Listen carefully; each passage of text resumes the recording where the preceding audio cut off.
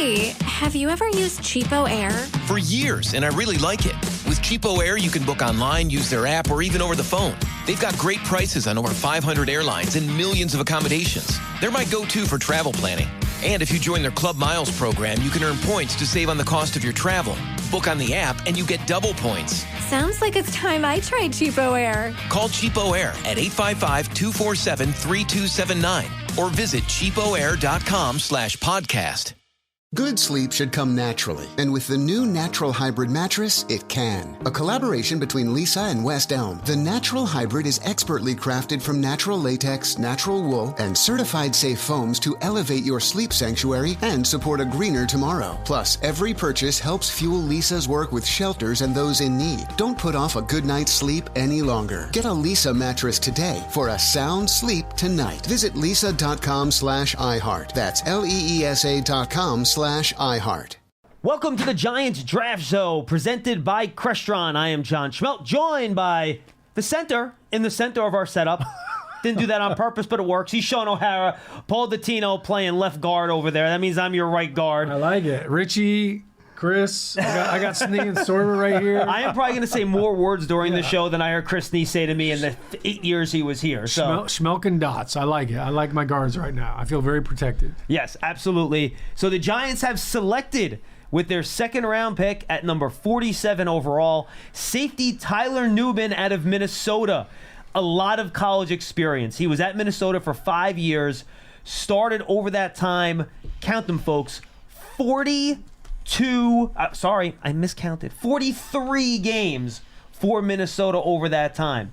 In his career there, 13 interceptions, including 5 last year, 24 passes defended, a very, very smart player, Shaun, and most importantly, we'll get Paul's breakdown of the player as well. But Shaun, this fills a need with Xavier McKinney leaving in for agency this offseason.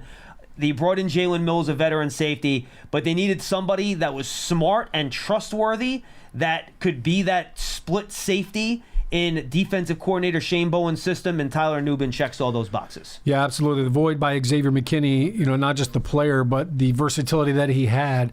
I think that's something that they were really drawn to with Tyler Nubin. Look, he went to Minnesota as a corner and kind of morphed into a safety, but you mentioned the ability for different coverages. Dual safety, single high, he did it all. And how about the fact that we got another Gopher? So he teams up with John Michael Schmitz again. Right. You got a teammate, so we got one guy in the center of the defense and the center of the offense. The center of the defense. The Gophers right now are strong right now for the Giants. I think with Nubin, when you look at obviously Shane Bowen, the new defensive coordinator, it's going to be a different scheme. It's going to be. I don't think it's going to be as much safety involved from a blitzing standpoint like we had last couple of years with Wink Martindale. So that scheme is going to fit Nubin a lot better. But I like a safety that used to play corner, because a lot like I played center, but I played left tackle. I also played guard. That helped me be a better center because I knew, what do guards struggle with? What are the tough blocks? Who needs help on what play? So as a safety, you understand in coverages and based on what team you're playing, what receivers are going against, who needs the help and how do I help my corners the best? So I think that's another feather in his cap. Just kind of looking at some of his stats too, no penalties. Like the one thing that you look at with guys in college is, as a corner, as a safety, do they struggle when they are in coverage? And a lot of times guys just, it's such a bad habit to break. It's so tough to break that habit. But if you're a grabby guy, you're a handsy guy, and you have a lot of penalties in college, that's probably going to be the case in the NFL as well. So there's one little kudos to Nubin. Not a lot of penalties for him in his college career. Paul, what did you see from him when you watched him on tape? Very smart player, really good with his reads, his ball skills. You mentioned he started out as a corner, which is where the ball skills come from. Very good rapper in terms of tackling. You're not going to get away from him too much. I thought you meant Christmas presents, Paul, no? Well, he's a present for the Giants. I thought he was talking about like a rapper. Okay. So you could have went the other way. All right, good. When I hit the guy, I take him to the ground, a rapper. There you go. I wrote that down. Whatever Connecticut, Paul. Okay. I like it. You kind of had a little flow there. I think you should only talk in rap lyrics now. Obviously, not the fastest of guys, fleet of foot, but he makes up for it in intelligence. Now, I talked to him at the Combine, and here's some of the things I wrote. First of all, he was rehabbing at the Combine after meniscus surgery. So that may be one of the reasons why, he got to where he was, because there was a rehab involved, but seemed like he was going to be cleared for camp. He said that Edgewan Winfield, the former Michigan Gopher, it was a great standout there and is the standard by which all Gophers defensive backs want to play. It's all about intensity and passion. He said, you let the play come to me, and if I do my job, then I don't have to worry about closing to the ball because I'm going to be where it's supposed to be. He talked about his intelligence. He says, I want to get into the offensive coordinator's mind. He said, you can't take a play off, and if you're not playing physical, then you're not playing at all. You're watching the Giants Draft Show presented by Crestron. The Giants select Tyler Nubin with the 47th pick in the second round, the 47th pick. We are going to be live after the Giants' third round pick as well, though the way it's going, we might just end up staying on. We've had already 3 picks off the board since the Giants picked Tyler Nubin. Mason Smith to the Jaguars, Chris Jenkins to the Bengals, and now the Commanders pick is already in at pick number 50. Giants' next pick comes your way at pick number 70. Paul, and I watched the tape of Nubin. They played a lot of single high at Minnesota. Again, I'm not sure you want him to do that in the pros. He only ran that 4.59 in his pro day. Maybe some of that had to do with the fact that he was coming off that knee surgery. Yeah. But Giants, if Shane Bowen does what he did in Tennessee, is going to play a lot of split safety, where you need guys to be able to play the run. He can do that. Play the pass. He can do that. And the one thing that I wrote down is that really great instincts. He reads the quarterback. He anticipates routes really well, which is what you want out of that high safety. One of the reasons he's able to get those 13 career interceptions, including 12 over the last 3 years. So I think he's a really smart player. You want that quarterback at the secondary. I think he's going to fit that bill very, very, very well. And you want that smart player. He's a little older. He's going to be 23 years old this year when it starts. Just for comparison, Malik Neighbors, a Giants first-round pick, hasn't even turned 21 yet. So there's about 2 years difference between those two players, which is fine. You want to plug him in. You want to play him right away.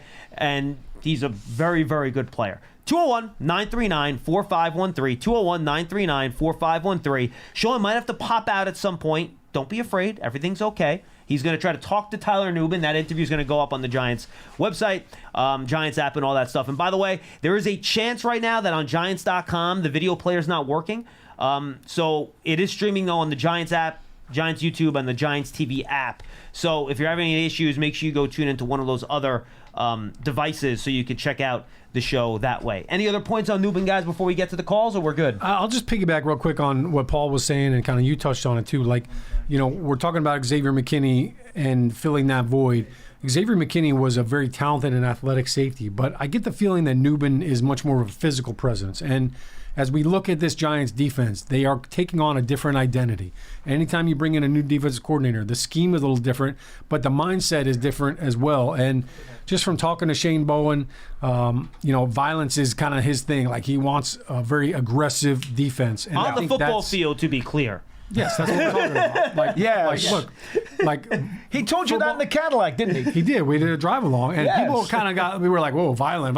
Guys, football is a violent game. Yes, of course. It's a collision sport. Like, soccer is a contact sport. Football is a collision sport. So you need violence. It's controlled violence. But I think when you have a guy like Nubin, he's a physical dude at 205 pounds.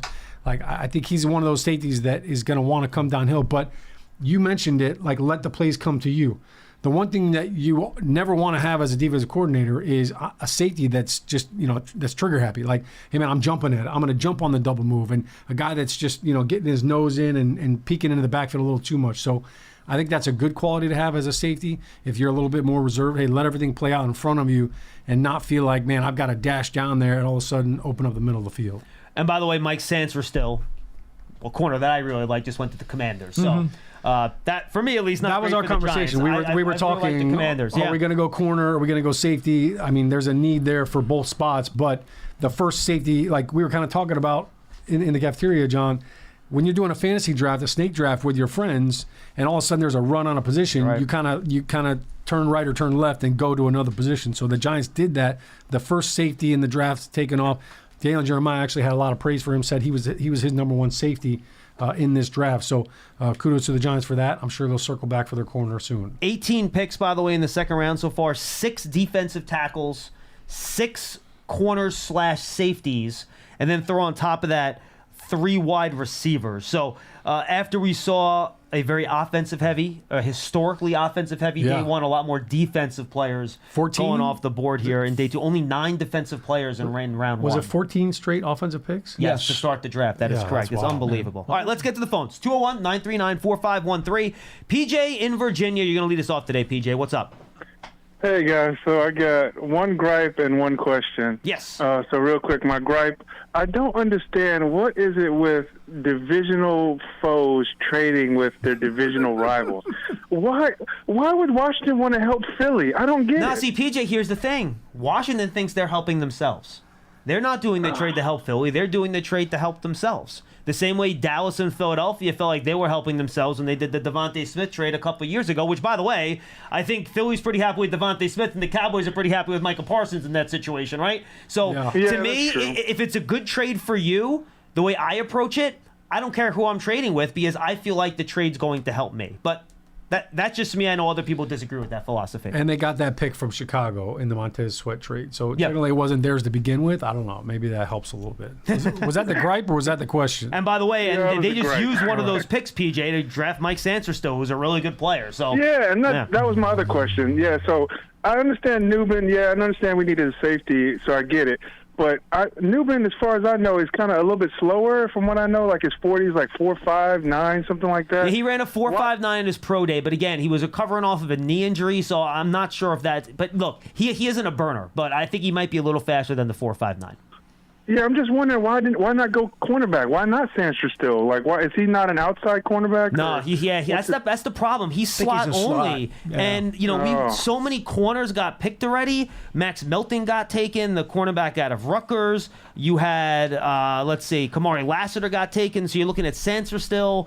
Ennis Rackstraw, who has some injury issues, Renardo Green, Andru Phillips. I didn't have a standout corner. I had Nubin along with Hicks and Bullard as my second-round safety, so I think they just probably had a higher grade on the board with Nubin than they did with any of their corners, and that's why they went safety. Yeah, that run on corner is probably what moved them off of that. It's entirely possible, too, that the new defensive coordinator may want to go with a lot of 3 safety looks, and he feels he needs another guy to enhance the depth chart at safety. Well, and I think when you play a lot of split safeties in that kind of zone defense, I think safety becomes a more important position, and corner becomes less important, unlike the wing system, Shaun, when you're playing so much man-to-man outside. Yep. Yeah, no doubt about it. And to your point, look, we don't know yet what they're going to do with Nubin and how they're going to use him. Maybe they move him around a little bit. Maybe in nickel he plays some other positions. I know he's got some versatility, too. Steelers select center Zach Frazier out of West Virginia. You mentioned him before. Yeah, we like that guy. I'll tell you what, the Steelers just walked away from this draft with Troy Fautanu and Zach Frazier. Yeah, Frazier is, he's putting guys in body bag. He's a state championship wrestler. We're watching some wrestling video right now. That dude's a mauler. And they just got 2 very good offensive linemen. They're going to try to. And they got Broderick Jones last year. So they're loading up. Russell Wilson might not have to throw. No, Najee Harris is going to get a lot of carries, and Jalen Warren as well, so make sure you keep an eye on that. All right, back to the phones, 201-939-4513. Let's go to Joe in Pennsylvania next time, line 3. Joe, what's going on? First, I want to say I'm very happy with that first pick of ours. He looks great. Do you know, did he ever have any injuries? I know how Beckham got me all the time with the hamstrings and that. Do you know? He had a shoulder as a freshman, according to some of the notes I've read, but other than that, he's been clean, and he made it very clear that he's a guy that's going to play through injuries if he has a couple minor bumps and bruises. Yeah, this past September he had a left shoulder injury, but he's over that. The Giants medical staff went through thoroughly, cleared him, and I know that they were very okay with it. Yeah, and this safety we got, he looks like what I'm hearing. He's a ball hawk. He had quite a few interceptions, the way I understand. He just has a nose for the ball too, Yeah, 13 in his career in college. Yeah, so he's around there, and like the previous caller says, Washington always lets the Eagles come up there. There's a number of times right before the Giants that they always let that happen. I can recall going back to Jason Pierre-Paul. I think that happened. But we got Jason Pierre-Paul, and they took Brandon Graham, I believe, there. So, but Washington does it all the time, so whatever. All right, Joe. Go Giants. Hey, Indiana just beat Milwaukee, so there you go again. Indiana goes up 2-1 in the first round of the Pacers. NBA playoffs. How about that? Well, remember, no Giannis, which makes a difference there. James in Georgia, you're up next. Hey, James. Hey, what's going on? Happy draft day continuation. Absolutely. What do you got? Nothing much. Like I said, Shaun, I like the pick. There was a run on cornerback, so I was texting or telling my brother earlier that we're going to have our pick of either the top running back or top safety in the draft or in the round, and I'm glad we went safety. Joe Sain's absolutely killing it with that thinking, you know what I mean? Rather than take the fifth or sixth edge rusher or cornerback, or you know what I mean? You take the best, safety in the draft. It's just position of need still. I'm not going to go long. I know third is coming up soon. A couple guys that were on my list that just kind of went off. Do you think Marshawn Nealon will still be there in third? No. If he hasn't just went. I do not think he will be there in the third. I got a couple of names. If you'll touch on them, probably when you stop saying calls or whatever. But I got Muhammad Kamara, Jatavion Sanders, Pooney, Kamari Lassiter, and Drain. Lassiter's long gone already. Yeah. Oh, Kamara, yeah, never mind. And Tanner McLaughlin. I think that's how you pronounce his name. The tight end The you're tight talking end. about? Yeah. Yeah, the tight end. He'll be around. I think he's more of a day 3 guy myself, but Yeah, he'll be around for sure. Yeah. Okay. And to be honest, the guy I had for like in that I was seeing in that range on big forwards. You know what I mean? That's why I asked about that. You mentioned running back just a moment ago earlier before you rattled off a bunch of names. Thanks, James. It was our impression from the combine that the running backs will go in a cluster. There's going to be a run of those, just like there was just a run on corners, but they wouldn't probably start until the third round. So there's really, we know that Brooks was just taken a few picks ago, John. Yep. And that's the only running back so far. By the Panthers, the Giants will see him this year. Yeah, the only one that's gone of all the running backs. So that cluster, I'm thinking still at some point in the third they'll start to smoke. Colts select A.D. Mitchell. Good value for them, middle of the second round to go. That's a heck of a group of weapons there, man. Michael Pittman Jr., Josh Downs, Adonai Mitchell, Jonathan Taylor for Anthony Richardson, who's basically going to be a rookie this year. That is a nice set of weapons. Yeah. And if Jonathan Taylor could stay healthy, I mean that's a huge guy to carry the weight for him. So, everything for Richardson looks good health wise. Him coming back from from that injury, shoulder, he should be fine. Washington Commanders on the board now, by the way. This is the second pick they got from the Eagles in that swap, so we'll see where they go. Yeah, and the Colts got Latu, the edge rusher defensively, so I know you were talking about the offense, but... No, I mean, look, the Colts do a good job adding talent. We do have a couple open lines, folks. Just FYI, so if you want to get in, you can. 201-939-4513. Wilson and Roxbury's up next. Hi, Wilson. Hey, guys. How are you? Hey, listen, this was the right pick. Now I can look forward to the season. You know how I felt about us trusting a quarterback. And, all this talk that the Giants try to move up for number 3. Listen, if they really wanted this guy, if they really wanted it, one more first-round pick wouldn't have made the difference. You know what I mean? So I think that's a lot of smoke, and you can take that with a grain of salt. If they wanted a quarterback, must-have quarterback, they would have gotten it. So obviously it wasn't worth it, or it wasn't good enough, or whatever it was. But it is what it is, and we got the guy that I think is going to help the team. And because I think we have a quarterback, you know how I feel about Daniel. But if Daniel is listening, I want to tell him something.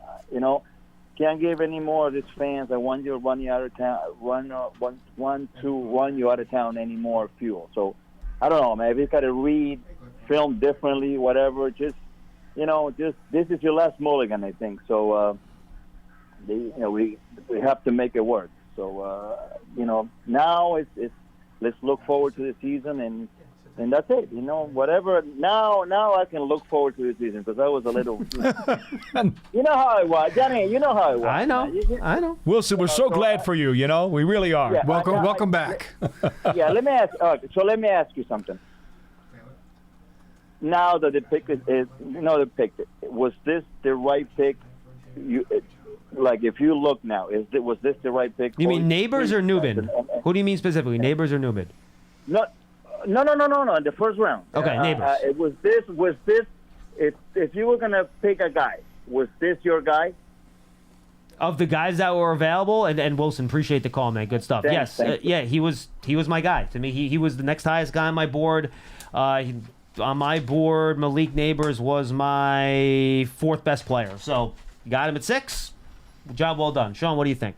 Yeah, I like Neighbors. I think he brings something to the table. Those 3 receivers, Marvin Harrison Jr., Neighbors, and Odunze, they were kind of like it was like a 3-headed race, really, those 3 guys. But Neighbors does things those other 2 guys can't. He's got unbelievable acceleration. His explosive ability is, it's far superior than those other 2 guys. Now, Marvin Harrison, obviously he was the gold standard in this draft for receivers, but he can't do some of the things that Neighbors can do. So I like Neighbors. I like his ability too. They used him a ton on like jet sweeps. Like you're going to see him in all kinds of different roles. Like we can't get him the ball enough. And he's one of those guys that once he touches the ball, now that's when all of a sudden the magic starts to happen. He can make guys miss. He can run guys over. He's feisty. He's scrappy. The Giants needed somebody like that. They needed somebody offensively that could be a spark plug, that could light the fire, get everybody fired up, get everybody jazzed up, get the fans going. So I like Neighbors from that capacity. Shaun, I believe Pearson's come to retrieve you to talk to Mr. Nubin. All right, let's go. You want to leave him waiting, so go enjoy. Find out about his interceptions, find out about him reading quarterbacks and all that, and what kind of defense he's comfortable in. Come back and report to us your findings. I will. I'm going to ask him about Antoine Winfield. Perfect. There you go. Like it? See, we just gave Shaun a lot of material to talk to Tyron Nubin about. So, Paul, why don't we? Shaun's going to step out here. Yeah. He's taking all the stuff. He'll be back as we wrap this show up. And again, these picks are going fast and furious. We'll kind of see how they really far we go. So, why don't we close ranks here a little bit, Paul? All right. We'll kind of leave this here, and we'll start taking calls again at 201-939-4513. Let's go, Cliff in New York. He's up next. Hi, Cliff. Hey, guys. With the Nubin pick, the first thing I thought of was, the last couple of years, I've heard a lot about the versatility of our existing defensive backs, under Coach Henderson, and him being very highly regarded as a coach. And these guys are I hear several of our DBs are mentioned as both corner and safety. So I'm wondering, now that we have Nubin, does that mean that some of those guys are now more considered corners, and does that maybe strengthen the corner position as it is? You know what I mean? Which guys are you talking about specifically that you would consider hybrids? Well, I don't remember which ones were which, tell you the truth, because it seemed like it happened a lot that they would say that so-and-so is also considered a safety, or this guy is our third safety, but he can also play corner, he's versatile. So I don't know which ones to tell you, but I just know I've heard that a lot. So I was hoping that the existing group may have some corners that can, they can be more identified as corners now and help us. I just thought I'd throw it out there. Yeah, I think the only hybrid guy for me, Paul, I guess would be McLeod, right? Would he be the hybrid guy that could play safety and corner? I don't know who else I would put in that the Green category. Goblin, too, who they just picked up from the Patriots. Jalen Mills, I think at his age, I think he's a safety. I think he's a safety, too. He basically, when I interviewed him when he got here, he said, I'm a safety. Did he? So, he basically said I'm a safety. I feel that, too. Unless I'm forgetting somebody. Yeah, I don't know where else. I don't know where else you're going with that. And Cliff, Nubin's a safety, so he's not going to play corner. So No, I don't want him to. No, I'm just hoping that gave us more of a. Hello? Yeah, we're with you. Yeah, I just wondered if that freed up some guys to focus more on being corner. The one thing I will Cliff, say, I'm not going to go to that particular theory, but I will say this: when you look at the Giants' safeties right now, and even the corners to some degree, very intelligent secondary, John. Very intelligent secondary. They may not be the best athletes on the field. Okay, we know Belton is not going to set any Olympic records or crush it at the combine, but he makes plays when he's on the field because he's instinctive, he's aware, he's smart, he stays away from those mental mistakes that a lot of guys will make, and that's what we're talking about with Nubin coming out of Minnesota. He's that kind of player. And so, to be frank with you, I think intelligence is one of the things that the Giants secondary is trying to be known for, because, if you know what to do and you're in the right spot to make plays, chances are you can raise the bar a little bit. All right, 201-939-4513. You're watching the Giants Draft Show presented by Crestron. I am John Schmeelk. He is Paul Dottino. Just a reminder, folks, to tune into all of our other podcasts. Big Blue Kickoff Live is our live show every day at 12:30 on Giants.com, the Giants mobile app. We take fan calls just like we are right now. And then, of course, you have draft season. We have our round one recap up. Me and Tony Pauline break that down. Everything that happened in round one. We'll have a full draft recap when the draft is over as well. Then you have the Giants Huddle podcast, which you'll find this show on that feed when it gets posted later on tonight. We're going to be live after the Giants' third-round pick as well. We'll see if we're going to stop or we're going to just keep going. Picks are going pretty fast, so I'm going to have to do some quick timing here to see what we end up doing. But either way, we'll be on after the Giants' third-round pick. We might take a little pause in the middle due to NFL rules. We'll only be on a certain amount of time. So we will make that call as we go along. But make sure you check out all the other Giant podcasts on the Giants mobile app, Giants.com/podcast, or just search for Big Blue Kickoff Live, Giants Huddle, or Draft Season on your favorite podcast platform. If you're on Apple Podcasts, leave that 5-star positive review. It will really help us out. So the Washington Commanders with the 53rd overall pick. This was the other pick they got from the Eagles in that trade down. They select my second favorite tight end in the draft, Ben Sinnott. He's kind of an H-back type move guy. He reminds me of Kyle Juszczyk a little bit, to be quite honest with you, in terms of the way you can use him. So he goes to Washington. I'm not particularly happy about that because he's a good player. And then the Browns just took Michael Hall, yet another defensive tackle. This a very athletic 3 technique out of Ohio State. He stays home in the state of Ohio and goes to the Cleveland Browns. All right, let's go to Taylor in Georgia. He's up next. Hi, Taylor. Hey, great afternoon to y'all. Really quick, I love the pick, obviously. Do you guys really see him, because of the film breakdown, more as a free safety, strong safety? Personally, for me, I love Pinnock on the field at all times. I honestly like Bellin coming off of the bench kind of as that third safety. And then after that, second quick question, and I'll take it off the air. What do you kind of see us as a need in positional value at 3? Right now, I'm kind of hoping the guard from UConn is there. I doubt it. From there, possibly running back. Other than that, I'll take it off air. I appreciate it. No, appreciate it, Taylor. Good call. Cornerback.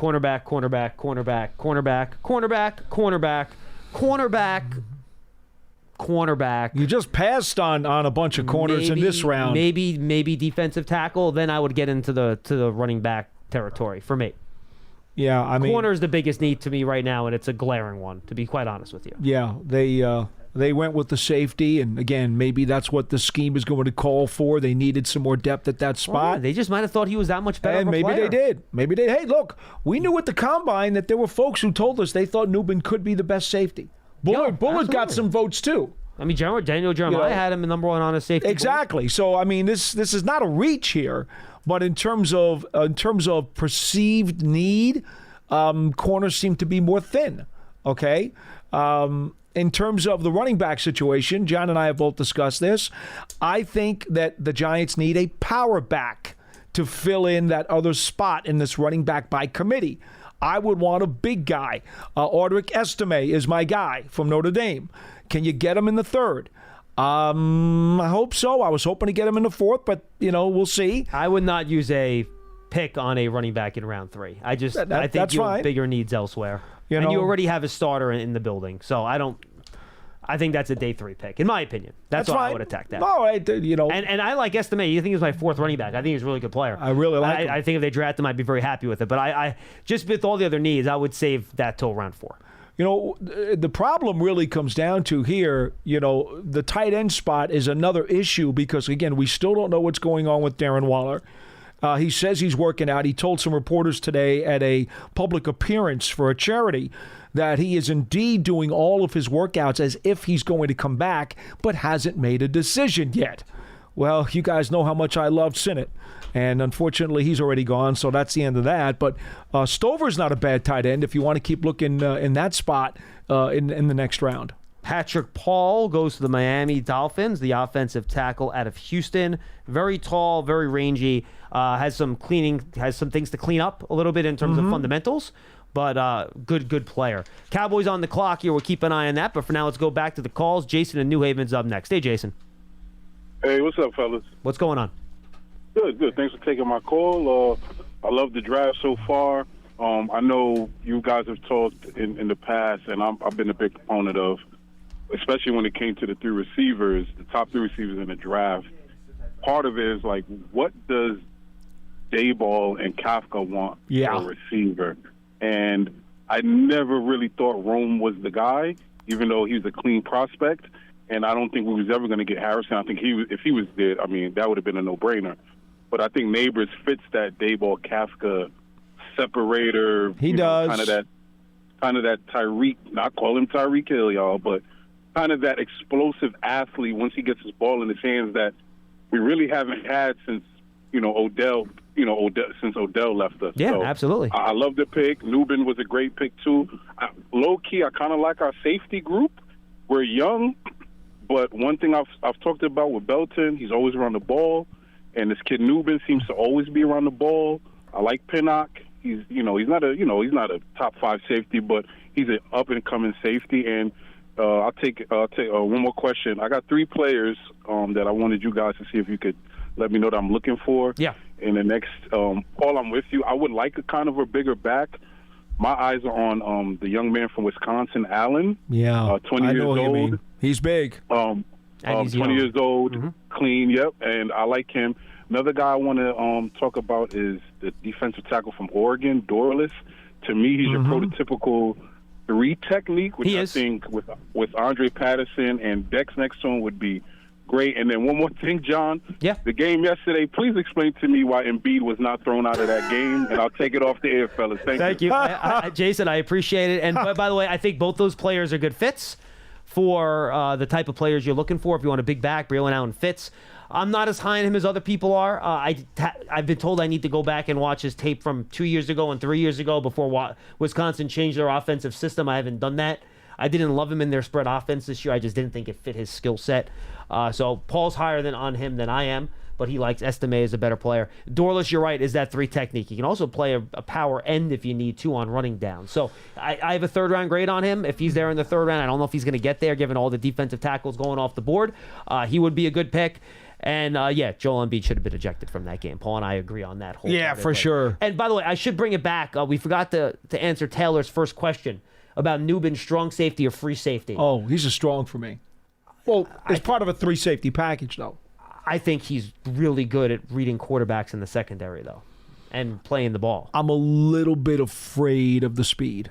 Well, but the problem is that if you're playing near the line of scrimmage, you're just going to have to cover slots. Yeah, I know. I much prefer him in That's why... Remember, it's a split safety system. So you put him as a split safety deep playing zone defense, I think that's the spot for him. And in this system, you want your safeties a bit interchangeable, which is why I think it's important that Nubin could do both. He can cover and he can play the run. So I do think that's pretty important. I do want to go back to what he said about Dorless. I wrote down 4-3-3-4-3 technique. Tremendous position flexibility for him. Yeah. And I think that's what makes him very intriguing. 6'3", 285, athletic, motor, pursuit, plays a little high, doesn't always anchor as well as he should, but there's a lot to like there. And again, the position flexibility. We just have not talked enough to this defensive coordinator to know exactly what characteristics he's looking for in all of these different positions. Well, I know he wants to get upfield and penetrate, so... Who doesn't? Right. But, so it does leave us a little bit hamstrung. But anyway, I do like Dorless, and the guest that we had on Big Blue Kickoff Live, was on the radio crew, I believe, of that school, had really praised him quite a bit. So this draft is flying until the Cowboys got on the clock. They've taken every single second of their 7 minutes of clock here, and their pick is just in. We'll have that for you in just a second. In the meantime, let's go to Brian in North Carolina. Brian, what's up? Hello, gentlemen. How are you this evening? Hello, Brian. How are you? Good. I have a little bit of hoarse voice, so that's okay. My apologies. All right, so on your board, gentlemen, tell me, you got corner, I'm giving it to you. You got corner, defensive tackle, offensive line, in no particular order. What you see, I saw some corners come off. If you can, both of you, give me where you see the next best pick, in your opinion, contextual to what offensive coordinator, defensive coordinator wants to do. Who would you go with in any one of those particular. All right, I'll give you mine first. Paul, do you want to go position by position, and then let's so go I'm going to there. start with corner. My two highest rated corners are Renardo Green out of Florida State and Ennis Rackestra out of Missouri, and then after that I have a little bit of a gap. Then I have Andru Phillips, DJ James, and TJ Tampa. I like Rackestra and I like TJ Tampa, and I do like Phillips. I think all three of those guys, to me, I would be happy to get any one of them. Then defensive tackle. Oh, Jenkins went too. I did not cross him off. Yeah, Chris Jenkins went earlier. I should have. Yeah. So defensive tackles got in very shallow very quickly. Mason Smith went as well. So the only second round, and this is a round 2, round 3 hybrid grade, is Mekhi Wingo out of LSU, who I really like as a 3 technique. Yes. I have Brandon Doris as a 3rd rounder, and then Dwayne Carter out of Duke as a 3rd/4th rounder. So defensive tackle has gotten thin very, very quickly, Paul. I don't have any other 3 techniques that I'm very happy with. Tyler Davis is a 4-3 defensive tackle out of Clemson, who I really liked his power, his get off at the snap, and his leverage. But I see him as a 4-3 defensive tackle, and that's really not what the Giants are going to do. They need a 3 technique. Maybe Gabe Hall is a guy, but to me, I have a 5th round grade on him. I don't know. I'll go back to Dorless. The caller who just asked us a minute ago. I could absolutely take Dorless if I was forced to be taking a spot there. And what was the 3rd position you wanted to know about, Brian? Offensive lineman. Offensive line. And we'll also give you running back, dude, just for the heck of it. Offensive line, Cooper Beebe and Christian Haynes are 2 guards that I have 2nd round grades on. So I like him. And then you go to the 3rd round, I got Dominic Pooney, who's kind of a guard tackle hybrid. Isaiah Adams and Mason McCormick are my 3rd round guards. And then even I like Mahogany and Zinter after that as well. I think all those guys are guys that could develop into starters. I'd keep an eye on Rosengarten, Blake Fisher out of Notre Dame. Those are tackles, though. Yeah. I know. Well, he said offensive line. Right. He said offensive line. That's true. Yes. No, I'm not exactly enthralled with the guards.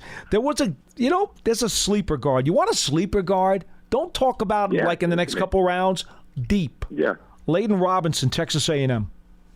Okay. There's a sleeper guard for you. Deep 3rd day. I like it. Sleeper guy. So based on what you're saying, what I'm hearing, it sounds like the most depth is still at the offensive line.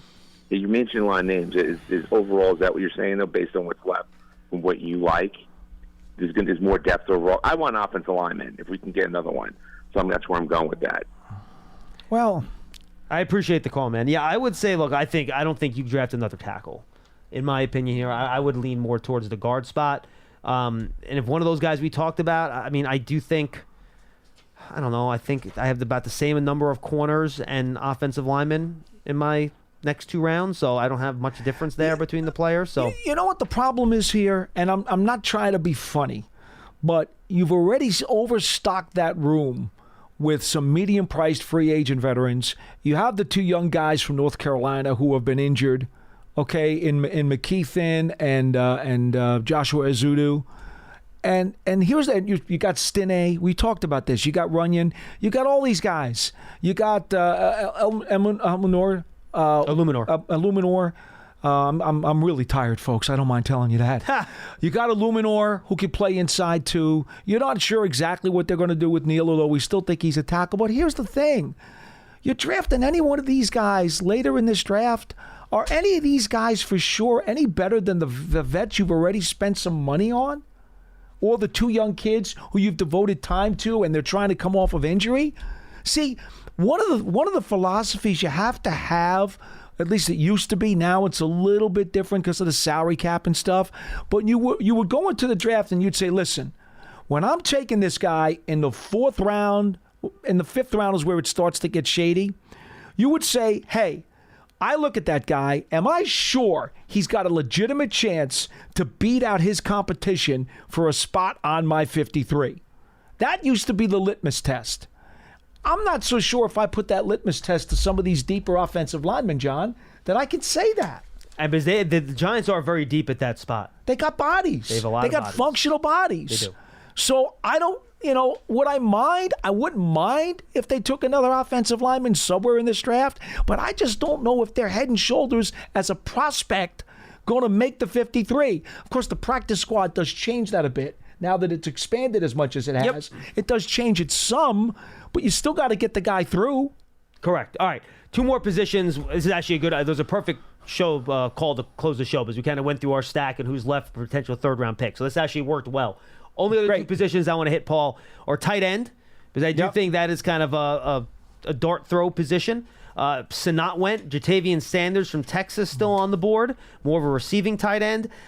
I have Johnny Wilson from Florida State on my tight end stack instead of my wide receiver stack. And if you're looking for a receiving tight end, I think he's a fascinating player in round number 3. Very intriguing. And then I have a bunch of 4th and 5th round guys. Kate Stover, Jared Wiley is more of a receiving tight end. Tanner McLaughlin, a caller mentioned, Theo Johnson. And then if you want to wait till like round 5 or 6 on draft an injury guy that can develop into something, Eric All out of Iowa.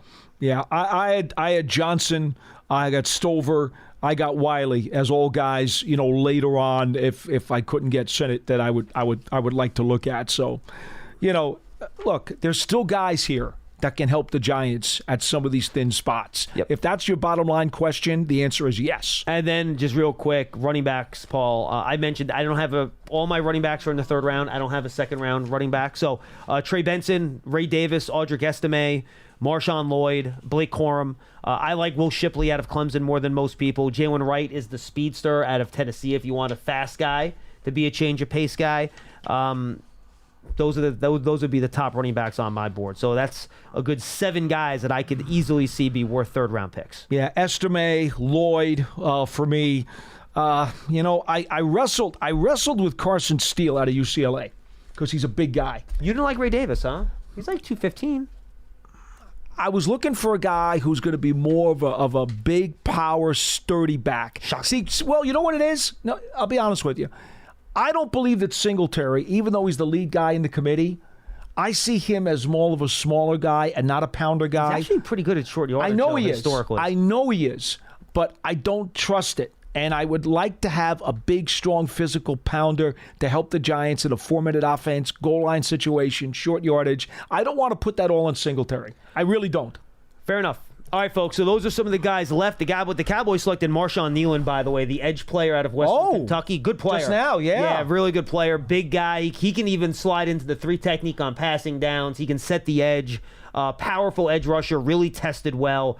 Not a ton of production, but a guy with a lot of good motor player. He's a guy with a lot of good traits. So, good player. Dallas lost a couple of edge players in the offseason. He's kind of their 3rd or 4th guy. So we're going to take a quick break here because we still have about 12 picks before the Giants go at 70, and that's probably going to be at least 40 minutes, maybe 45 minutes, and there's no way we can stay on because I want Dom to be able to go home tonight and not be here till 2 a.m. trying to post a 2.5-hour draft recap video. I also don't want to get in trouble with the NFL.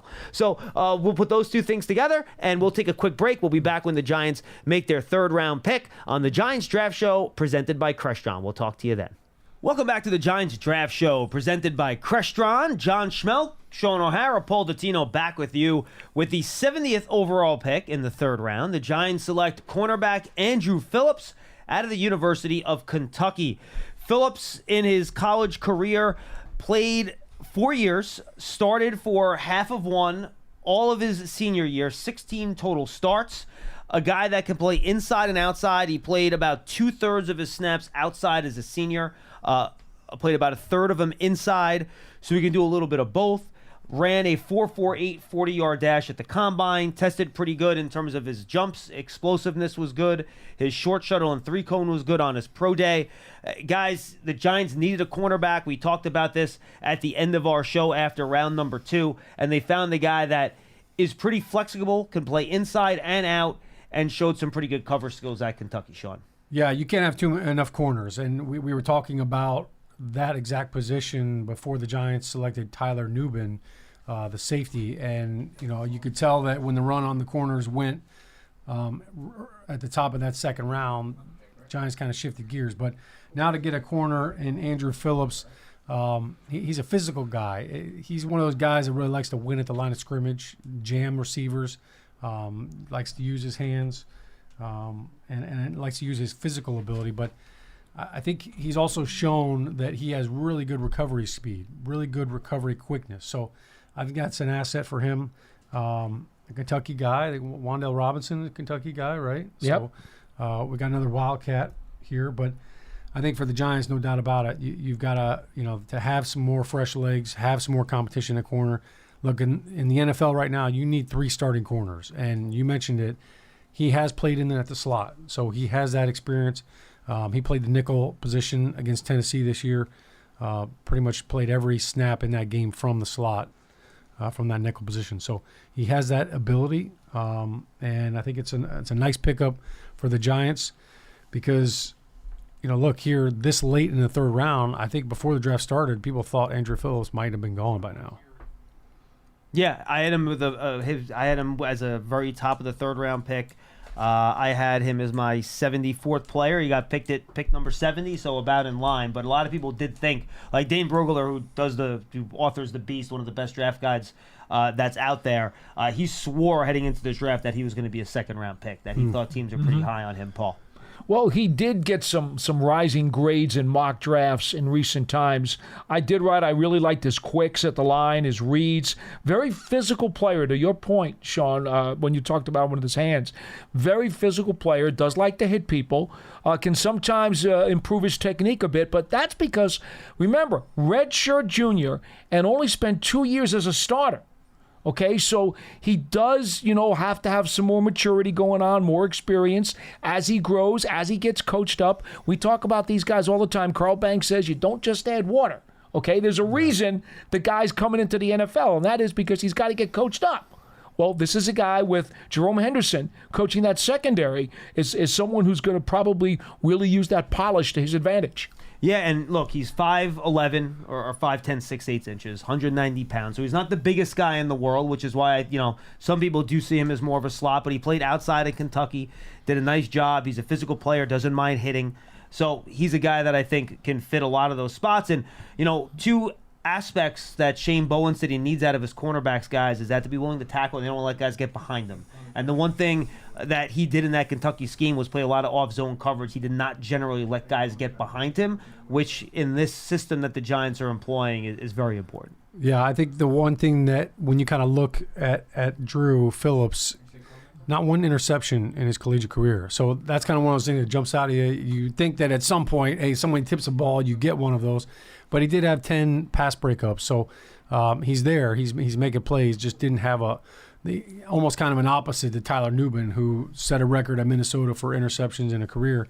But I think when you look at that physical aspect of it, the toughness of it, I think also he had a great week down at the Senior Bowl. And the reviews from him coming out of there were that, man, this guy was physical. He was feisty.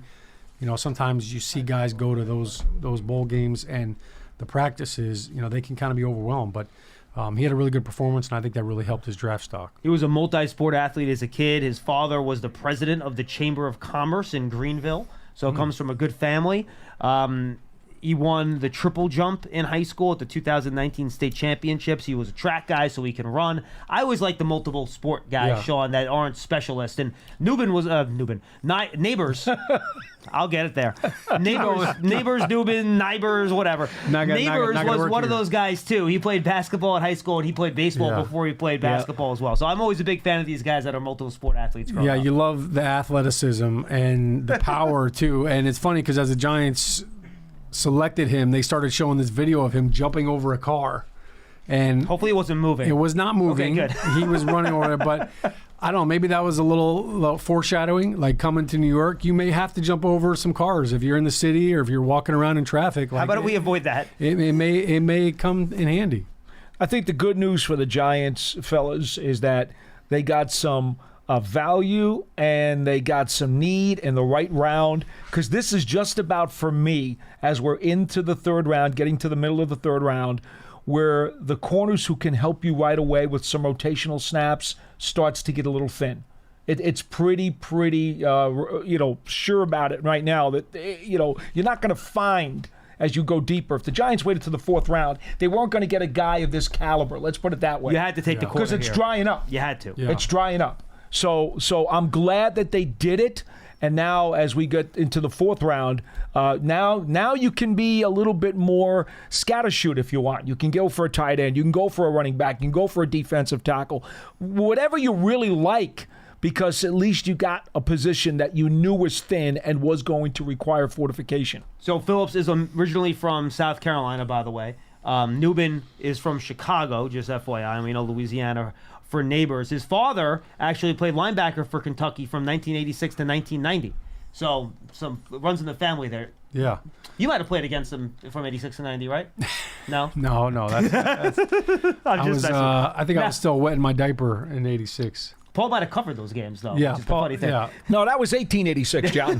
Exactly. All right, you guys ready to take up some calls Sure. here? Yeah. All right, why don't we open up the phones here, 201-939-4513. Of course, you're listening to the Giants Draft Show presented by Crestron. The Giants have made 2 picks here on day 2. Tyler Nubin in the second round at number 47, the safety out of Minnesota, and Andru Phillips, the cornerback out of Kentucky at pick number 70. All right, let's go to the phones and say what's up to Jim in Connecticut. He's going to lead us off. Hi, Jim.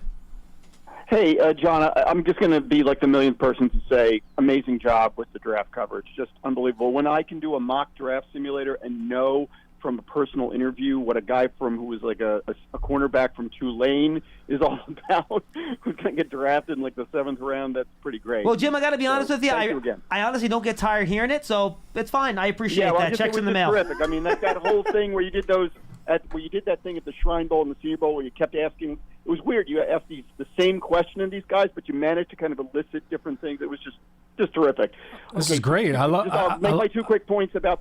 No, I just want to get. I like it. Yeah, Jim. You know what, Jim? I co-sign with Jim. You probably want to get Charlie on here to talk about how Spencer Rattler has to be the next pick. Here's the thing.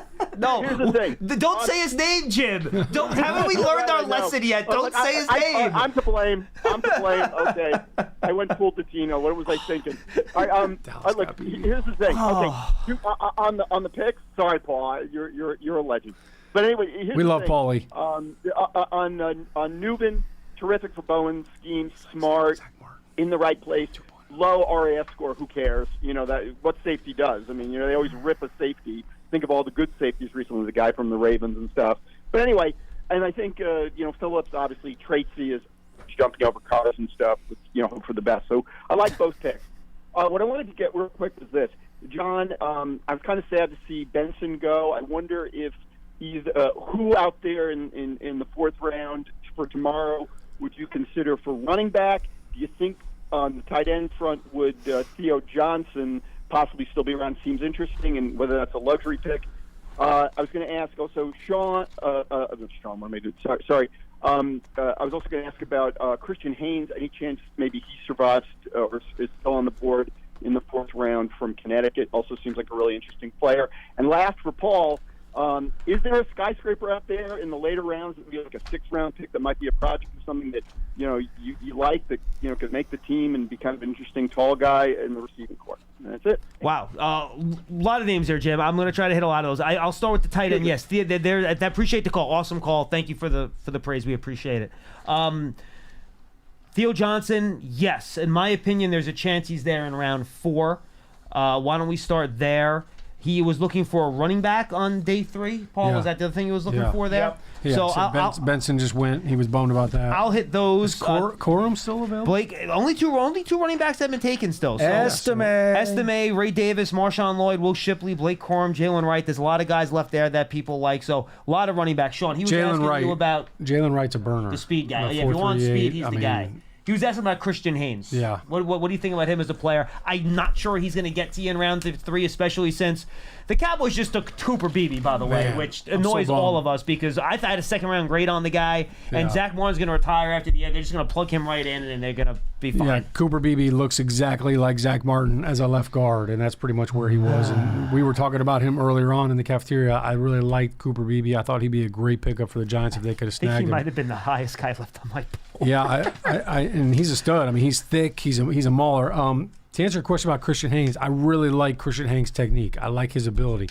So I absolutely think that the Giants, if they could find a way to snag him in the 4th round, if he's still available, that would be a great pickup. He's actually, his arms are 2 inches longer than Cooper Beebe's. Like the one knock on Cooper Beebe was he's kind of short arms. Yeah.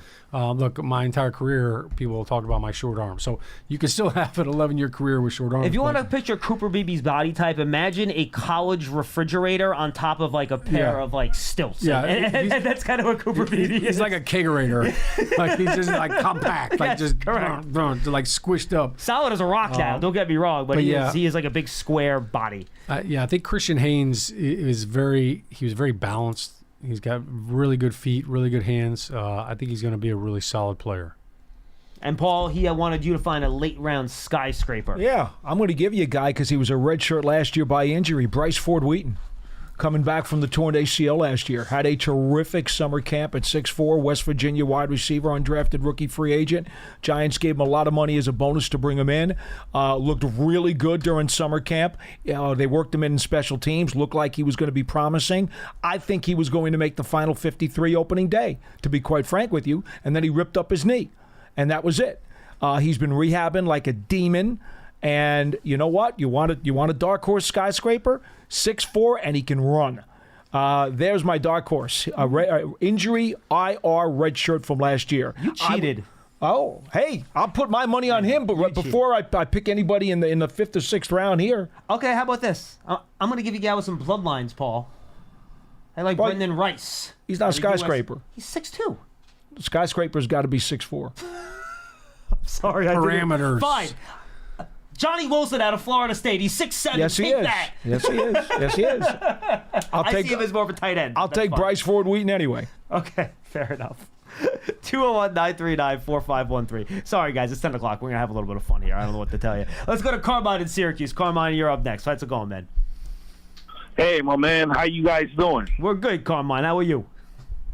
I'm fine. And I'm just going to tell you, thank God I had the brain to download the app for Giants, the Giants.com app. I'm beyond loyal to the Giants. I make it my business not to miss the draft every year because we need to change some things. And on top of that, Paul Dottino, I'm from Syracuse, New York. You came to Syracuse to Lemoyne College to commentate on the game one time. I did. He did. Yes, more than once. I was up there a couple of times this year. Really? You was around the corner from a pretty good Italian restaurant, and not only that, you was around the corner from this job I work at. I work at a high school way around the corner from there. Okay. And stuff. And at the end of the day, I was shocked to see you on TV. I was like, wow, okay. Well, I can't live on football alone. What happens after the Super Bowl's over? I need to do college basketball for a few months. Look, you don't strike me as a guy that want to sit on the couch and flick his No. I don't think he owns a couch. Now Carmine, here's the thing. Paul's going to be back. You need to inform about this Italian restaurant so we can eat some Italian before he drives home from these basketball games. Is it called Carmine's? No. That's not the name of the restaurant. That's just what my friends call me, Carmine. But the name of the restaurant that you were near was called Delmonico's. Now, okay. I'll tell you what. The next time you come up in basketball season, because I watch the Yes Network, I like the Nets, Brooklyn Nets. Okay. If I know you're coming up here to commentate, I'll introduce you. I'll introduce myself to you. Very cool. And if you want to eat whatever, I'll me and your people, whatever, I'll direct you to where the restaurant is. We can all sit down and eat and just talk sports. I don't care. Carmine, that's awesome. Thank you. What's your point on the Giants tonight, Carmine? Okay. At the end of the day, I'm calling because I'm kind of concerned about the Giants and stuff. And my thing is this: is it just me, or are the Giants afraid of actual speed from in the draft? What I mean by that is, man, last night Xavier Worthy got picked, man. Xavier Worthy should have been picked by us when we had, plus when we're at number 6. I don't think we should have gave it to Kansas City because right now Andy Reid is a madman running to the bank right now. Have you seen Malik Neighbors play, Carmine? He's pretty fast. I would take Neighbors all day long. He's fast. Give me Neighbors. You know what? I don't hate the pick. I'm not saying that. He is strong. He is tall. I'm gonna give him that. I've seen his clips. I see LSU play, and I thought that deep down inside we get Jaden Daniels, but this ain't the year for that. But the wide receiver we do need, and I'm not saying I'm unhappy with it, but I would have loved it even more if we'd have got Xavier Worthy, because for one reason only.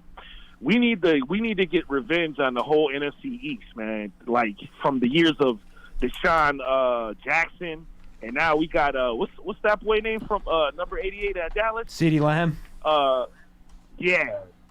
And it just breaks my heart, ball. Every time I turn around, we always getting burnt, man. and then not only that, to keep the conversation going, even on the defensive side and stuff. I like some of the D-backs we've had, but we need faster D-backs, man. And at the end of the day, I love the 2 Super Bowl rings we got with what's name, but somewhere down the line, man, we need beyond change, man. We just need faster people. That's all I'm saying. And I'm not saying I'm not dissing the Giants. I love the Giants. I love them since I saw Lawrence Taylor play. But at the end of the day, I'm at a point in life now that we just need to be up there on a more speedier level. You know what I mean? Because I want us to roast the competition. All right, Carmine. Good stuff, man. I appreciate your fandom, and I appreciate the call, man. Good stuff. Thank you. But trust me, Malik Neighbors will be just fine against the Eagles, Cowboys, and Commanders. Yeah, there's no way anybody in the NFL is taking Worthy over Neighbors. No. Like, Worthy, yes, he ran an unbelievable time at the 40, but the first thing I heard from multiple sources down in the comment, they were like, that's awesome, he can run, but we don't know if he can catch. And that's kind of important if you're a receiver. Kind of a big part of the job description. Neighbors, we know what he could do. We know the explosive ability he has. So, I'll take Neighbors all day long. Yeah, totally agree. 201-939-45. I'd be careful, Paul. First of all, he said, my friends call me Carmine. So it's not even his real name. Right. So I don't know what's going to happen in that restaurant with you and him, but I'd be careful. Tell somebody where you're going to be before you go over there. He's already got Delmonico's logged into his phone. He's ready to go. Let's go to Daniel in Australia. Daniel, you're up next. How you doing, man? How you doing, guys, man? It's, first of all, awesome to come on here. Huge fan, New York Giants fan. New Yorker living in Australia. What time is it right now over there, dude? What time is it over there? Yeah, it is Friday, 12:10 midday currently right now. Sorry, Saturday. Wow. Saturday, okay. Saturday. Yes. So didn't I see Jordan Mailata do a pick from Australia? So you guys, what, like 14 hours ahead of us? Is that what I'm doing? Wow. All right, Daniel, what do you got? What do you got for us? Well, first of all, I think all the Giants picks have been phenomenal so far. I just want to get your thoughts on who potentially could be next, and do we think a running back could potentially be going to us in the 4th round? Because I would love another running back on this roster here. I know we have Devin Singletary. I know Jalen Wright is available, who I love, out of Tennessee. Maybe Isaac Herendo, who really surprised us at the NFL Combine. Just any of your thoughts here at the running back position. But yes, all the 3 picks, Neighbors, Nubin, and Phillips here have been phenomenal. I think we addressed everything that we needed. I'm glad we didn't get a quarterback. And once again, huge fan of you guys. Keep grinding out. Hey, Daniel, appreciate you joining us all the way from that might be our first Australia call. I think we've Aussie. We have hit another continent. Potentially, yeah. Potentially. All right, I already kind of gave my spiel a little bit. Shaun, what are your thoughts on the running backs here? The guys that you might like that are still left on the board that could be available in round 4. Yeah, I mean, as you mentioned, there's only 2 running backs that have gone in the draft so far. So, Blake Corum from Michigan, he's a stud. I mean, that's a guy that I don't think you can give him enough carries. He can, as he showed at Michigan. Jalen Wright, he kind of mentioned him in passing, and we talked about him briefly. He's a burner, 4.3, 840 guy. Caught a ton of balls out of the backfield. He's an explosive player. So I think that could be somebody that they could end up targeting because, when you look at the backfield right now with Singletary and, it's going to be a running back by committee throughout. But to have a guy like that, and usually young running backs, when they come in, you kind of sprinkle them in packages anyways. But I don't know. Jalen Wright, he kind of reminds me, maybe he could be the fit that the Detroit Lions had with their 1-2 punch last year. And that right there, you get a weapon like that out of the backfield, that could be huge. So those are a couple running backs that really kind of jump off at me. I wouldn't be shocked if the Giants picked a running back 4th or 5th round. Paul, you talked about Estime. We mentioned Allen earlier, too. Lloyd, too. I'm going to throw Ray Davis out there out of Kentucky. I think he's a really good all-around back that can do a little bit of everything. He's a little bit older. Wasn't an elite tester, but I think he's a good player. You want a receiver out of the backfield, Will Shipley out of Clemson, I think is a really good shifty receiver. That's a good catcher. And then we haven't mentioned Blake Corum a ton, but if you want someone that's interchangeable with Devin Singletary, those two guys actually profile very similar. They don't have great top speed. They're both shorter. They're both elusive. So those are some of the other running backs that are out there too. 201-939-4513. Steve's in Atlanta. He's up next. Hi, Steve. Hey, John. I'm very pleased with what we're doing. The only one thing I want to start first about, Carmine needs to understand the Giants since Joe Shane has been here. Speed has been what we have been getting, nothing but speed on here. So he needs to look at the players a little bit better. Anyhow, I like where we are, and I really liked actually our first and second pick. I was not as thrilled right now on the cornerback. I was actually thinking T.J. Tampa might have been a little bit higher than Phillips, especially because we were looking more for an outside cornerback as opposed to a slot. Yeah, I think Tampa would have fit Wink's old scheme because he's long Much and better. he's a big outside corner. Much We better. just don't have a great feel for what Shane Bowen's looking for at the position yet. Right. And based on what he did in Tennessee, size was never a big priority for him there. It was so not. I think that's probably why he's still out there on the board. Yeah. From running backs, I'm agreeing with Wright. I really would like to see Wright, but there looks like between that and Lloyd, Shipley is good, but Corum and Shipley both have a lot of tread worn on the tires right now. Yes, they do. You're right. God knows Harbaugh buried Corum into the ground for sure. But the one guy I also like is Cade Stover. I really think that he's actually a sleeper on the tight end. Yep. We had their radio analyst on our BBKL program that day when we were talking about him, and he was extremely high on him. Yeah. No. So that's in some ways, I think that actually the running backs are going to. I think we could still get one in the 5th round, and I'd actually like to see the tight end in the 4th round. Yeah, look, I could see that, and I still think. By the way, if you want to double up on corner here at some point, I have no problem with that either. You want to pick a defensive tackle like Brandon Doris, and appreciate the call. I think that's another guy you could look at. He's still on the board. Dwayne Carter from Duke still on the board. Mekhi Wingo, LSU still on the board. So there are some spots at positions of need that I think can still come in and compete for playing time right away in one way, shape, or form. Shaun, where do you hit a lot of these positions? Where do you think the biggest need is right now based on what's left and where the Giants have it at their positions currently? Yeah, I mean, I think you can't have too many corners, so I think that's always a good resource to tap into. Running back would make sense. Jalen Wright, we mentioned him. He went to Tennessee. He was actually Jalen Hyatt's roommate in college, so there's some familiarity there. I didn't know that. That would be interesting. that could be a nice addition to the offense as far as exposure. But do they only put the fast guys in the same rooms together? Is that how that works? Yeah, it's apparently speed travels together. I really feel like the Giants, could draft a guard.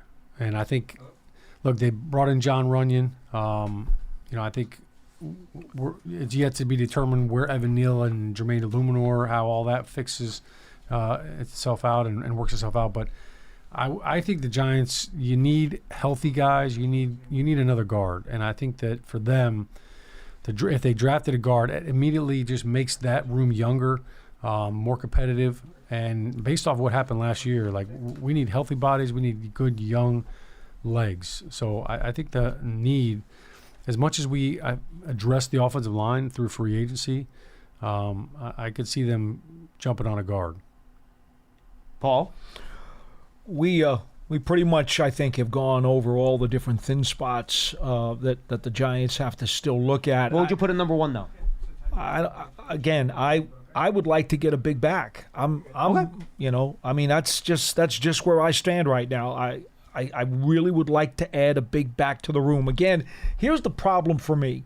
I see a running back by committee, and Singletary to me is not a guy who's going to touch the ball more than 15 times a game. And so as good as he has been over the course of his 5 NFL seasons and been to the playoffs every year, 4 years with Buffalo and once with Houston, he's been on winning teams and been productive. But again, in a situation where you really need to pound it out, I'm worried about trying to put him into that situation while he's part of the rotation. So I need a workhorse, a big, burly guy who may only touch the ball 8 times a game, but I want him to be able to pound it. Singletary was very effective, but correct me if I'm wrong. He's never had a 1,000-yard season. No. So he's not, and he's not a workhorse. He's part not of that that's guy. because he was up in Buffalo. They did the running back by committee, and they were more of a pass-first offense. Brian Daboll just didn't run it a whole lot. Right. It's not really been, it's not because anything Devin Singletary did. But I will say this: when he went down to Houston, like he started the season, he was the backup running back, and then he had one of his best and most productive years. The thing about Singletary though is every time you turn on the film, like he's just making guys miss. He's running through tackles. Like he's a good player. But I'm with you, Paul. I think that I could see the Giants loading up that backfield. With another young stud, somebody with a hammer. Yeah. That's why I keep going back to Estime, because he's got a hammer. The one thing the Giants have struggled with is punching the ball in, whether it's short yardage, 3rd and 1, down on the goal line, 2nd and 1, 3rd and 1. How many times did we get down to the goal line over the last couple of years and we just can't muscle it in? To your point, even with Saquon. Mm-hmm. So I mean, a lot of that is up front. They've got to do better. From a performance standpoint of blocking, but yeah, you need that bully ball. All right, let's. We have 3 more calls on the line. We'll get to all 3 of you guys, and we're gonna have to run. We appreciate you guys. You've done a fantastic job calling into the show earlier today. The show yesterday. Remember too, we're gonna be on again tomorrow, starting at noon. Dottino and I taking your calls through the Giants pick in the 4th round and then beyond. So. Thanks for being with us on the Draft Show presented by Crestron. Let's wrap things up. We got 3 more calls. Ed in North Carolina is first of 3, and then Stu, then Bert. Ed, how's it going? It's going good, man. Been a fan of the show for years and years. It's the first time I've ever been off work where I could call in. I usually just listen to replays. So thank you so much for doing the live show. Oh, thanks for calling in, Ed. We appreciate you listening. So I had 2 really quick questions, and then I wanted to ask about the O-line. But I went into a different room the other day, and I thought I heard Paul Dott say something about Azeez Ojulari. Is he healthy? Is there something wrong with him? Right now, he's healthy. He has not been very healthy the last 2 years, but he does not have a pre-existing injury. I believe he actually finished the season. He did. Healthy, correct? Yes. What you probably heard us was talking about the depth at the edge spot, and the question was, with Thibodeau and Burns, you got your 2 primary edge guys, and you'd love to have Ojulari in there, to help relieve those guys, give them some time off. But Ojulari's got to prove in this, really, it's a show-me season for him, because he hasn't been able to stay on the field, and his production and efficiency this past season actually decreased. He's got to pick it up. Right. I agree. My other question was, don't we still have 3 quarterbacks on the roster? Because I keep hearing from friends of mine that the kid from Tulane would be a good fit for us, but don't we have Daniel Jones, DeVito, and was it Drew Lock now? Yes, sir. That's correct. That's why when Joe Schoen was asked last week whether or not he'd be comfortable going into the year with these 3 quarterbacks, he said yes. Correct. Yeah. Okay. So finally, I assume we're going to do something to address a little bit of depth at O-line. I was wondering what you guys thought we needed. Good question, Ed. Great call. Appreciate it. It's a good debate. You have Neal and Illuminor as your tackles. You have a lot of numbers at guard. I guess if you really wanted, you probably could use one more guy at tackle more than you can use one more guy at guard, just based on pure numbers. But tackle is generally the more valuable position. What do you think about that, Shaun? I think if you can get a guy that maybe played tackle in college and you could have him kind of morph. Look, a lot of teams dress 7 offensive linemen on game day, so basically your 6th and 7th guy has to be able to play guard and tackle. And Matt Goncalves, who just got drafted, was one of those guys that he was. Played both out of Pittsburgh. He was. Marcus McKeithen, he tore his knee up. I think he was going to be a guy in the mix. So him and Josh Ezeudu both. Battled injuries last year. And he's played both too. Yeah, Ezeudu was kind of that swing guy. He could swing out the tackle where he played at North Carolina in college, and then I think he's more of a guard. But I think when you kind of look at, you want to create depth at all those positions, but you also want to create competition. You want guys that are pushing each other. So that's why I think Jermaine Illuminor was such a big pickup for the Giants because, look, he started for the Raiders last year. He started every single game. He started for the Patriots as well. He is going to push Evan Neal. And look, if Evan Neal improves and he can win that starting job, then we're going to get a better version, the best version of Evan Neal we've seen. But if not, Jermaine Illuminor he's going to make a push to be the starter. So that could either move Evan Neal inside or, he could be the swing tackle. I think from a guard standpoint, we mentioned Christian Haynes. He's available. He's predominantly a right guard. That's all he played in college. So for him, he would have to move over to left guard if Runyon's going to be at right guard, or you move Runyon over to left. But I think the other guy that's kind of out there that would be a little bit of a sleeper pick could be Christian Mahogany from Boston College. He's a Jersey guy. He's from Elmwood Park. I think he went to Paramus Catholic. He's one of those guys that I could see the Giants picking up later on, kind of like what they did with Josh Azudu. He's kind of a road grader type, very physical. Yeah, he's very physical. He's got a unique kind of little stance, little technique. He's exactly what you think a Boston College guard would be. Yeah, exactly. He's got really good technique. He's got a good anchor, good base. So those are guys that I think the Giants could kind of go after as we get into the 5th and 6th rounds. How about you, Paul? In terms of the offensive guards that you just talked about, we really haven't talked about how Stinney comes into this equation. He did start a year in Tampa Bay, and now he's with the Giants, one of those medium-priced to lower-priced free agents that they signed. Is he capable of challenging for a starting guard job, or do you think he's just depth? No, I think he's going to make a push. I mean, that's part of the reason why he probably came here and signed here was there's an opportunity for me to be a starter. Look, that left guard spot is, pretty much up for grabs. So you like a guy that's got some veteran experience with that.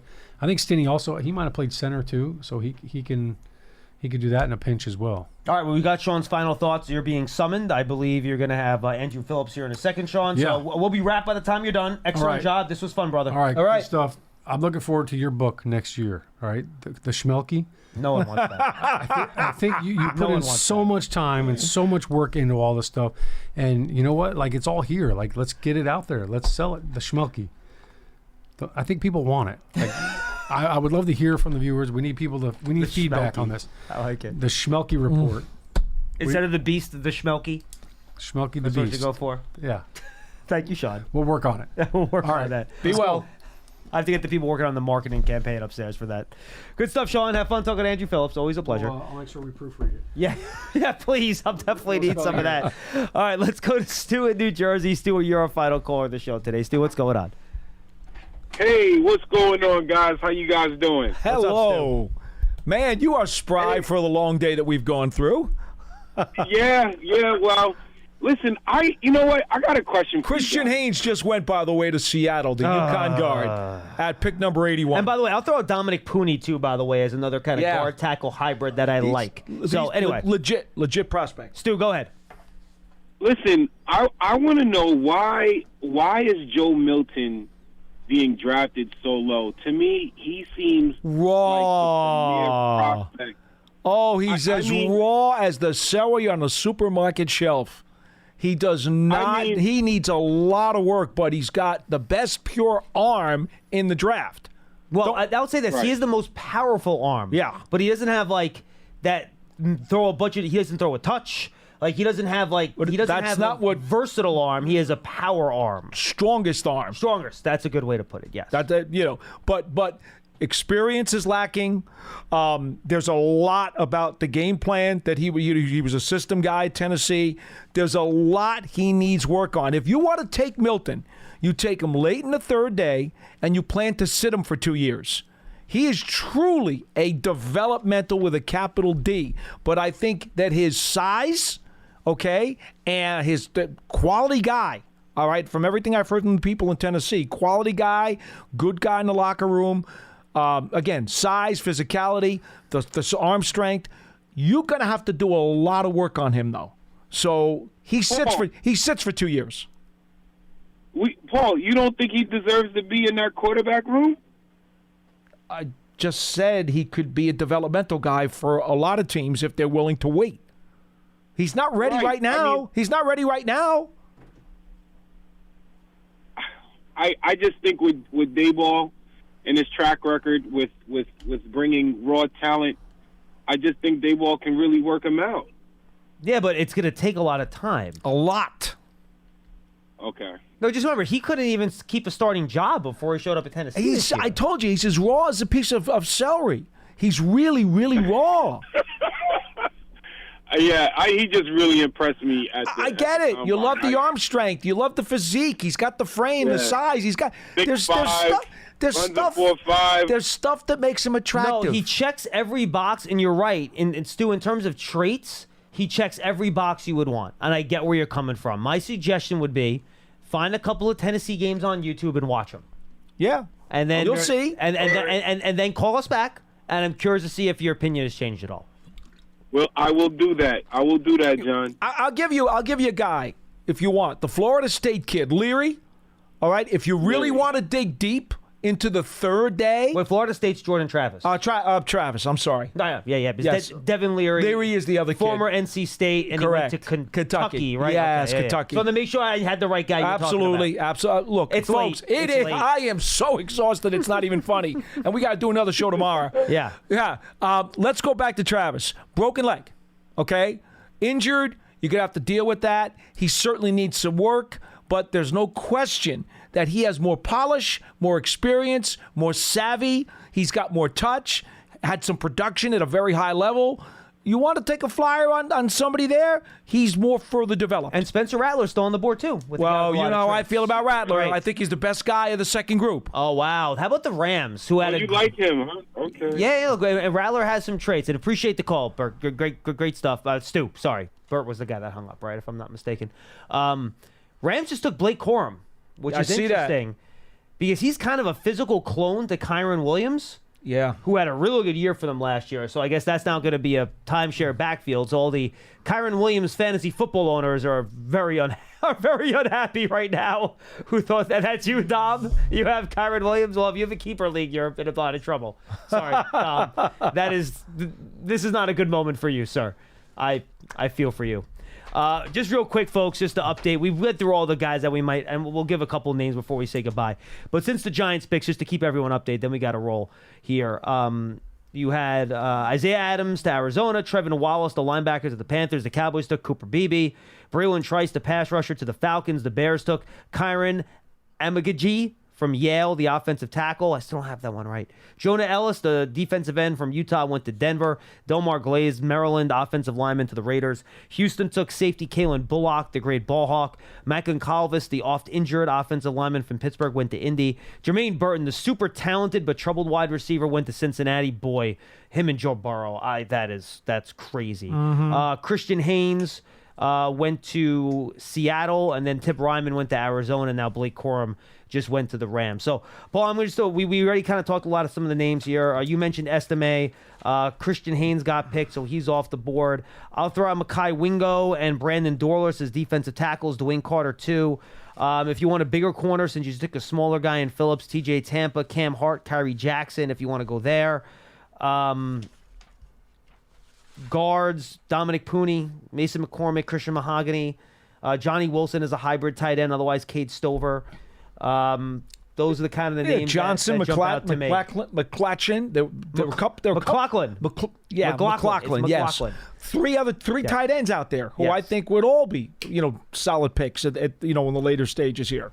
Yep. So that's where we are, folks. Just want to thank you again. Don't forget our other podcast. This episode of the Giants Draft Show presented by Crestron will be showing up on the Giants Huddle podcast feed. Subscribe to that.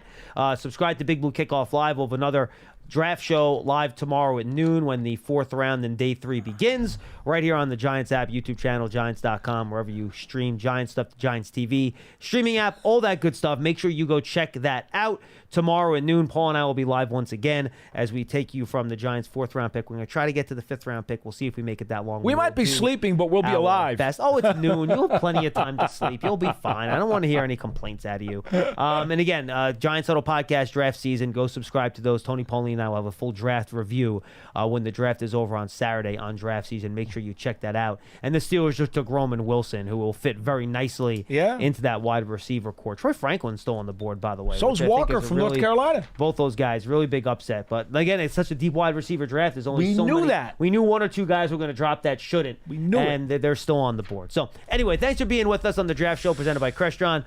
For Paul Dottino and Shaun O'Hara, I'm John Schmeelk. Again, great job, guys. You carry us on the phones on these shows. It's late. You tune in. All 3 lines are still buzzing. I'm sorry I ran out of time. But we really do appreciate you listening, and I hope you've enjoyed the draft content the last couple of days. And we'll see you on Saturday at noon for another episode of the Giants Draft Show presented by Crestron. Well, until then. What's up, y'all? Janice Torres here. And I'm Austin Hankwitz. We're the hosts of Mind the Business, Small Business Success Stories, a podcast presented by iHeartRadio's Ruby Studios and Intuit QuickBooks. Join us as we speak with small business owners about the tools they use to turn their ideas into success. From finding that initial spark of entrepreneurship to organizing payments and invoices, we've got you covered. So follow and listen to Mind the Business Small Business Success Stories on the iHeartRadio app or wherever you get your podcasts. Hey, have you ever used Cheapo Air? For years, and I really like it. With Cheapo Air, you can book online, use their app, or even over the phone. They've got great prices on over 500 airlines and millions of accommodations. They're my go-to for travel planning. And if you join their Club Miles program, you can earn points to save on the cost of your travel. Book on the app, and you get double points. Sounds like it's time I tried Cheapo Air. Call Cheapo Air at 855-247-3279 or visit cheapoair.com/podcast.